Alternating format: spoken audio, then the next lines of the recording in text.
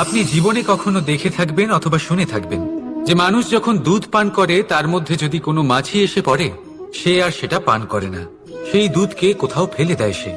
কিন্তু ভেবে দেখুন, এখানে পরিস্থিতি একটু আলাদা হলে, দুধের বদলে ঘি থাকলে মানুষ কি করে? সেই ঘি ফেলে দেয় না, সেখান থেকে মাছিটাকে বের করে ফেলে দেয়। এটা দিয়ে আমরা কি শিক্ষা পেলাম? এটাই যে এখানে মাছি গুরুত্বপূর্ণ নয়, গুরুত্বপূর্ণ হলো সেই খাবার, ঘি।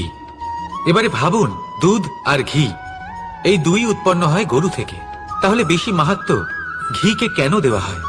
তার কারণ যে যত বেশি তাপ সহ্য করে সে তত উৎকৃষ্ট হয়, সে ততটা মূল্যবান হয়, এতটাই মূল্যবান যে যদি তাতে কোনো দোষও থাকে মানুষ সেটা গ্রাহ্য করে না।